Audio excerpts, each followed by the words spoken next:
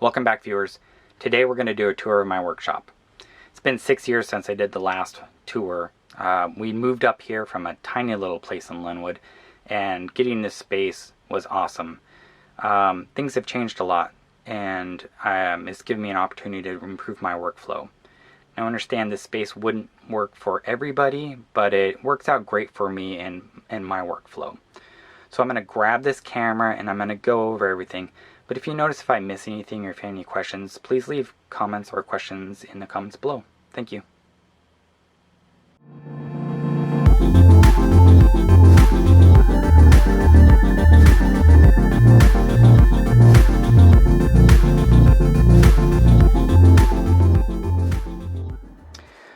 So I'm going to reshoot this this video a little bit because I just grabbed my camera and I just stood behind it and kind of pointed a couple things, but I realized I didn't really, it was hard to tell what I was looking at, so I'll just point it out in front of the camera. And then for the rest of the tour, I'll just go back behind the camera again, per se. Well, I guess I already did it, but anyhow, so this is the electronics portion of my workshop, and it's where I spend most of my time. So it's where I spend most of my effort. Test leads here, all sorts of stuff, audio. I used to be in broadcast engineering, so I still have a lot of leftover stuff from that, but audio, test leads, everything really, clips and whatnot. Crimpers up on high on the magnets. Up here I have some Anderson Powerpole kits, crimpers, etc. Anderson Powerpole are these little guys, are kind of like a universal power connector in a sense, where you just crimp them in themselves, so you can, there's no male and female, kind of, they're just all one size, so they just plug into each other. Use a lot of those in amateur radio. And then up here is a Tektronix power supply. This is actually a single, it's a mainframe series, 500 series, and this is just one module. You'll see more of the 500 series mainframe later on. Bird Wattmeter, there's a time base on the other side. Up on top is a very common feature of my workshop, bins full of electronics. Some of them stuff I haven't finished, some of them I have, I guess, all sorts of stuff. The hot glue gun, I have a lot of these little kits that you get from Amazon. Arduinos, Arduino, heat shrink, and I use these shoestring or wire crimps where you put this over a crimped wire and then crimp down on it. It makes a really nice crimp as long as you don't have to throw a lot of wires underneath the same terminal. Over here is an audio generator used for setting up audio boards or whatever, I guess. Power supply, it's a programmable one. This is my first current limiting power supply. I love current limiting power supplies because you can set the maximum current that you want to put out, and it'll just, it won't go over that, so it helps you not kill stuff, but it also, it's nice for battery charging if you need it. Spectrum analyzer here. I just set up my arbitrary waveform generator here. This is a Siglent 5082. I just set up a little mock-up here of a 50 megahertz signal, and I through my center frequency on my spectrum analyzer. This is a Rigol DSA 815. Made this center frequency 50 megahertz. This goes up to 1.5 gigs. I would like a spectrum analyzer that goes up to, well, at least 2 gigahertz someday, but just because I'm missing 1.7 gigahertz out of this, I suppose 2.4 might be handy too, but this works out fine for me. And then I have lots of little adapters and little pieces that I've made over the years for testing RF. This is one of those little micro or nano VNA. They're not bad, but they're not great either. They're very cheap for a VNA. VNA would be a pretty cool vector network analyzer. It would be a really cool tool to have. This is all the little adapters and whatnot for the spectrum analyzer and all the RF stuff. And down below, I'll get that in a second. Swing over here. So up on top is a DC power supply I just picked up at the last ham swap meet right before this COVID-19 stuff. So it was kind of a nice score, and I'm surprised I got it before somebody else did, because I got it at a great price, but there just wasn't a lot of people there. All my little hookup wires up high, you can't really see it, but it's up there. And then some more hookup. This is one of those kilowatt devices where you plug in whatever you want to measure, I don't know, a heater or something, and it'll tell you how many kW you used. These are real nice for watching your energy bill, or I guess just seeing how much something draws over time. Another bin full of electronics, little modules and parts and pieces. All stuff that this is electronics stuff that I've gotten in. I just haven't pulled it out of the package yet, just because I haven't worked on the project yet. Camera, parts and pieces, the rest in a second. A Fluke multimeter. This one's a 3000 FC. I got this for free from Fluke for doing an interview in person, but it's a wireless one. I don't really care for it. I have a 287, I think it is, or 289. I like that meter much better. I do like the Fluke product though. This is a Siglent programmable DC power supply. This is definitely my favorite power supply, and it was hard choosing a programmable power supply kind of in the range of affordable. Again, this one's programmable as far as, you know, current limiting and voltage. Doesn't have the voltage output capacity the Korad does, although that power supply over there goes by many different names. I just happen to know Korad is a freak one, but it's still a nice power supply. This one is my Agilent, I think they're Keysight now, digital multimeter. It would be kind of cool to have a 5.5 inch digit multimeter, but 4.5 does the trick. And then back to the arbitrary waveform generator. What else do I have up here? One of my friends put on one of those little tiny Nixie tube clock displays. This one's ran by a, I think it's an ESP32. Yeah, but it's not plugged in right now. Little pieces, micrometer, measuring stuff. I think there's some more measuring stuff over there. That's it. Let's bring you down just a bit.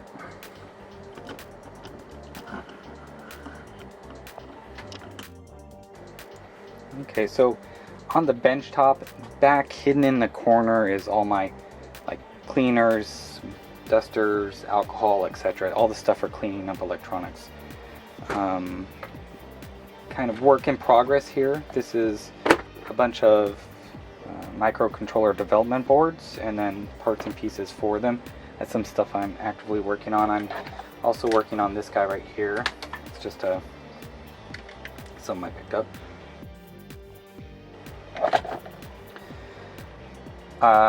The ham radio sitting in here, this is actually a VHF UHF dual band, just for the local repeater. My actual ham radio equipment's in my room though, the bigger stuff for HF. One of my favorite tools, and actually the tool I would recommend first before getting anything else, if you're into microcontrollers that is a logic analyzer. This is I think you pronounce it Saleae. Focus. This is a Saleae. It's Logic Pro 8.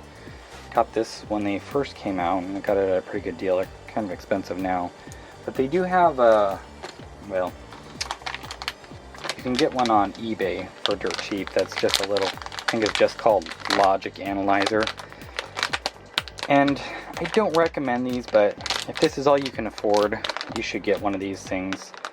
I think they actually say, this one says Saleae on it, and that's the reason it says that is because it uses their software package called Logic. Saleae obviously does not condone this product, but you can start out with a really cheap Logic Analyzer if you pick this up on eBay. And it's just called Logic Analyzer. There's no way you're going to focus on that. Well, whatever. Anyways, eBay special. And then on down below, the oscilloscope. This one I just kind of got like a year ago, I guess. This one also has a logic analyzer built in, but I don't use a logic analyzer on this one very much at all, so it's not even hooked up. It's still in the packaging in the back. But I know a lot of people go here first, but I would say that you're better off with the logic analyzer if you're working on micros. If you're working on analog stuff, clearly the oscilloscope's a better choice for you, but like audio equipment, something along that, you're looking for noise. The B&K LCR meter, mostly for measuring, or I guess making sure that I got my little inductors kind of in the ballpark when I'm winding inductors. They're unfortunately kind of expensive for some reason, for what they are. Moving along here. So I have my soldering iron equipment right up front here. This is a Weller. I don't remember the model number, but I don't think they even make it. Oh, they might, but there's a nicer version out there now. I love this soldering iron because it has this very small pencil, tip to it, or the tip in the handle.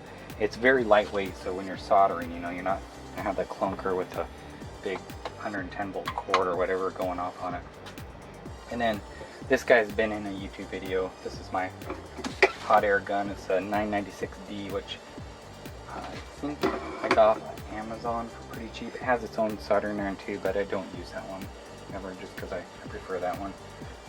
Little soft board holder over there, the microscope over here, and then computer for programming. And then I got some bits and pieces for soldering kind of hung up behind the monitor. All my hand tools for just working right here. The small stuff's all on the magnetic holders. The rest is actually behind us right now in the toolbox. Stuff I'm working on right now. I'm working on this PIC microcontroller development board with microbus on it. This is a kind of a fun one, and some stuff with some LiPo batteries, and some other stuff that you'll see when I'm walking around. Alright, so down below I have a couple dummy loads over here. My very first kind of development board, if you will. I guess I had a basic stamp one, but then I moved to this. It's a RCA CDP-1802 based board. This is called the ELF II, if I'm not mistaken, and you programmed it in hexadecimal. That was an experience, and that got me appreciating assembly language pretty quickly. So I moved from this to the PICs in assembly, and some of my earlier blog posts are all in assembly. Power supply, I don't know if that's back there, an old signal generator, I think. PIC development boards, crimps. This is actually the very first oscilloscope I had, although it's not actually the very first, it's just a model. The very first oscilloscope I had was a 465B from a high school teacher. He had repaired it, and I ended up trading it for the latest and greatest computer at the time, the 386 DX33, and it wasn't very much longer a 46 came around, and I was very regretful that I traded it off. So, found that guy a couple years ago when I scored that. Then my computer, and kind of one of those plug-in things where you can plug in drives and read them from old laptops and whatnot. When I get rid of my laptops, I get the hard drives just so I don't, in case I forgot something, I pulled off of it. Then finally down below here at my feet, just a bucket full of stuff and spray. This is my toaster oven for reflowing, connectors like wire nuts and brass fittings and all sorts of stuff behind this perforated metal sheeting. This is stuff that I haven't put away in my parts and pieces bins yet, And then the whole corner back there is pretty much just power supplies of sorts with the behind the solar panel there. Alright, up on top here I have all my, well, 3D printing filament. It's mostly ABS up there. Probably should be in bags, but ABS is a little bit more friendly than PLA when it's not in bags. My parts are all in these, I think they're actually made for 4x6 photos, but these are all my part storage. So I label both the external case, and then they have inside them are these cases here. This one's for anything that's a 2N, like 2222. Sorry if that was 4 2s, that's what I meant to say, or 3904s or whatever, transistors. Some of them are not labeled, like this one. So that is all the parts. That's properly put away, that is. Soldering fume extractor there. It comes down here, kind of close to the soldering irons. More bins with like hardware inside them. It's a universal bridge for matching loads. Up there's parts and pieces. It's kind of close to what it says up there. And then back in the upper corner is my reupholstery stuff. Every once in a while I do some reupholstery. This is a chair that's broken down. The matching chair for this one I reupholstered for my sister, and I just haven't got to this one back here in the corner hanging up. This activity bot I won at a robotics competition, the Seattle Robotics Society's annual Robothon. Down underneath it is a vacuum bell jar for pulling the vacuum. Actually, I think there's two. There's a bigger and a smaller one. And this is the water reservoir for the laser. This is a full spectrum 40 watt CO2 laser. It's the tube in it is actually 58 watt, but it really is probably about 40 watts in reality. This is the robot I'm working on with its little tools on top. It's sitting upside down, so its elevator would normally be up, but this is a convenient way to work on it.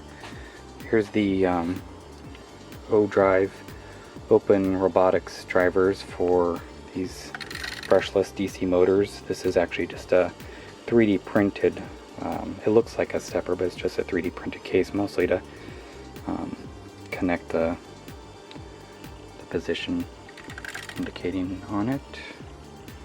The encoders, I mean. And then underneath is the actual electronics to it. It's a set of Arduinos in this case.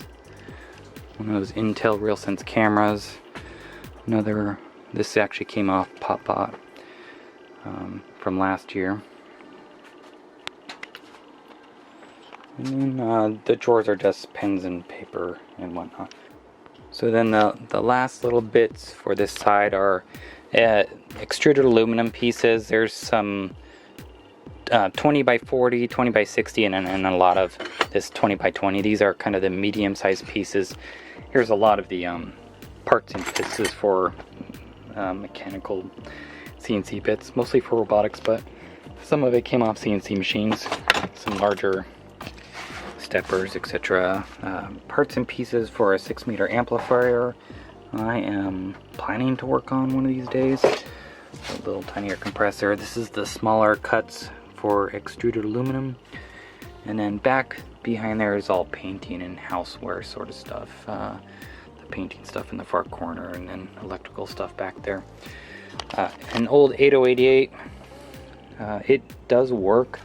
The monitor died for it, so I had to buy this kind of expensive CGA to VGA adapter card. It's like $150 or something like that for that thing. But this is a Tektronix 500 series mainframe. This is a TM506 with a couple modules. These modules you can actually pick up for relatively cheap, although some of them are kind of expensive. There's also a 5000 series, which I think comes with some IEEE bus. I don't remember what it's called. This guy, oh, this is all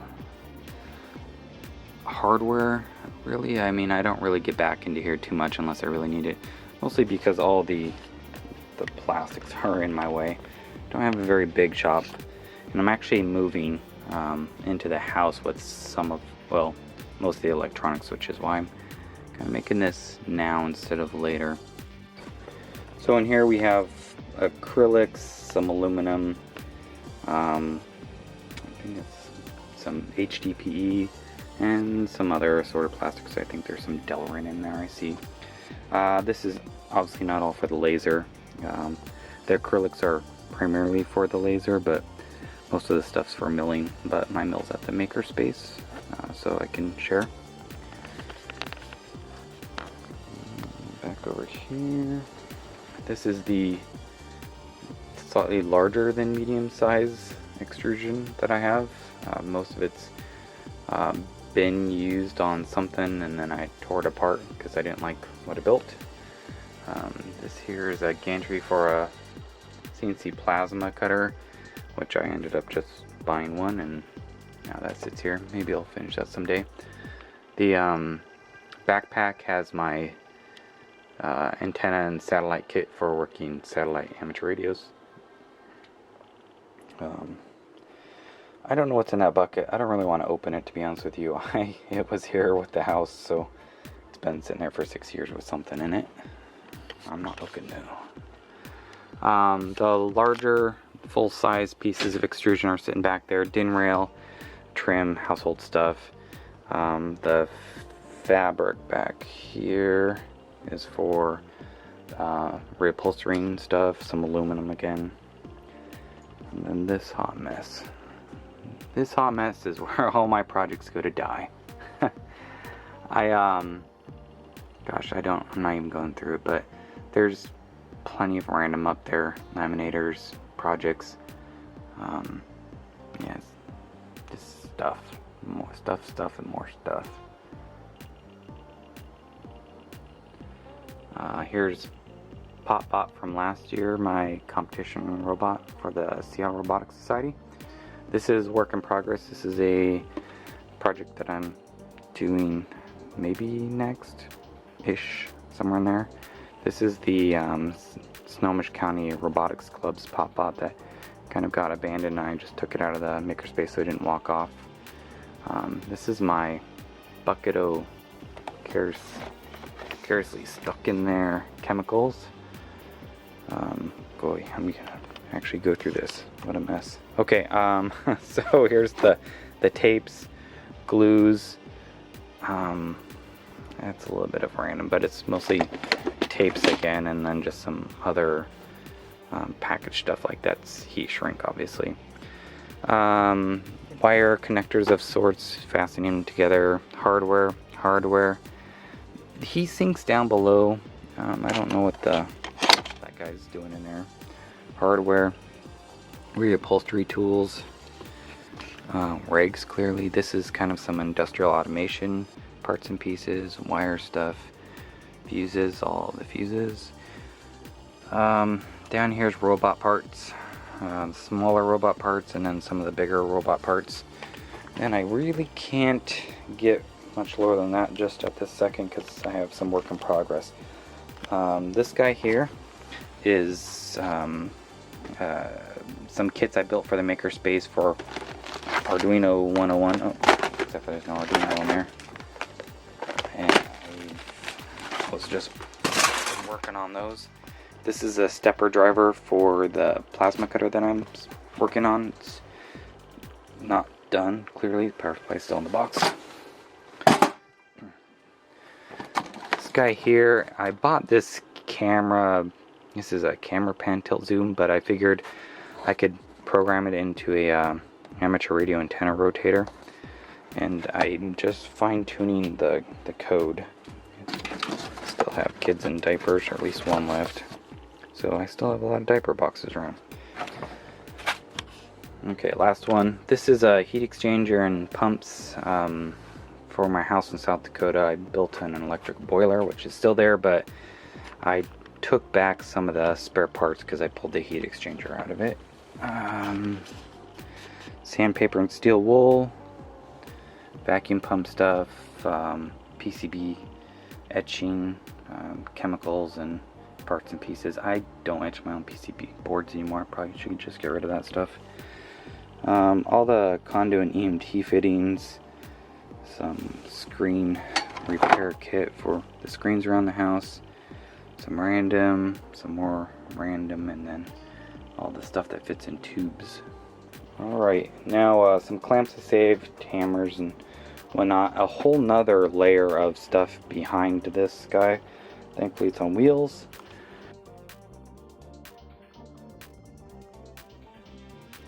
Then back over here, I have a couple sheets of HDPE here because I'm working on some mask extenders. I think I'll start we'll start over here. Just hanging bits and pieces. Some of this is 3D printer stuff, some of this is just super glues and whatnot. Just the random stuff that you collect over the time but don't quite want to get rid of. Heat guns, fasteners for the house projects.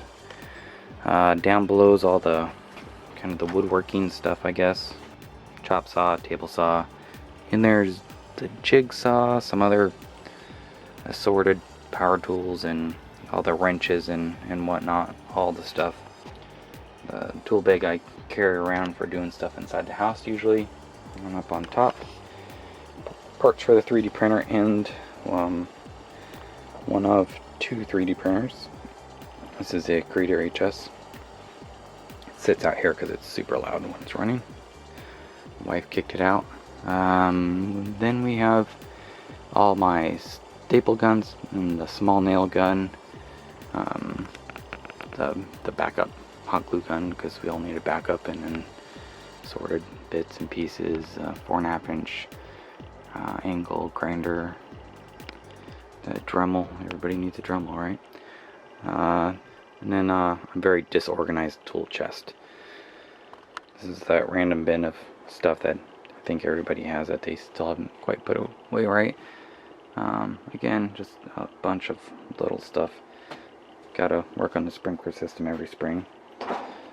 And finally we have you know, the drill press. Back there's just wire and some leftover amateur radio stuff. I think other than the top, that wraps it up. We have a couple pieces of tin rail and aluminum extrusion. RC airplane I kind of sucked at flying. Not just kind of, really sucked at.